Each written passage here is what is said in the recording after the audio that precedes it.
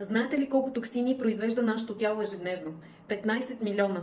Като добавим тези от външното влияние на околната среда, вредното влияние на слънчевите лъчи, приема на алкохол и цигари, вредни храни, лекарства и всичко останало, представете си на какъв оксидативен стрес е подложена нашата кожа. Оксидативният стрес има изключително негативно влияние върху кожата, като тя започва да старее преждевременно, появява се неравномерна пигментация, фини линии, бръчици, микровъзпаления, акне и други нежелани такива ефекти.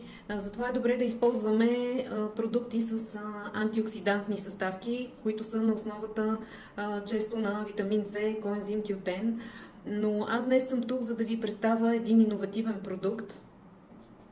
Той е на козметичния бранд Бинела. Ще отворя малко скоба, за да кажа няколко думи за продукта и за марката преди това. Това е швейцарски бранд, който датира от 1948 година, като в 2008 година се е регистриран като Medical Beauty, т.е. медицинска козметика. Вече сме говорили за разликите между медицинската козметика и козметиката за широка употреба. Разликата, основната е, че в медицинската козметика се съдържат активни съставки в доста по-висок процент. Да се върнем към продукта. Неговата активна съставка е гинестин. Това е много мощен антиоксидант, 100% биоконцентрат, който преди да бъде патентован от Бинела за козметични цели, се използва предимно в медицината за регенериране и възстановяване от оксидативния стрес на тялото след лъчетерапии и химиотерапии. Представете си колко мощен продукт е това.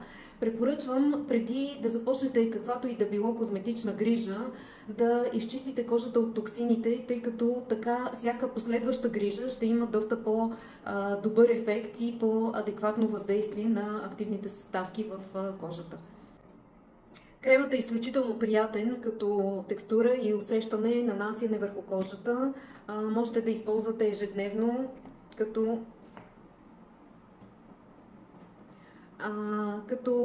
част от вашата рутина.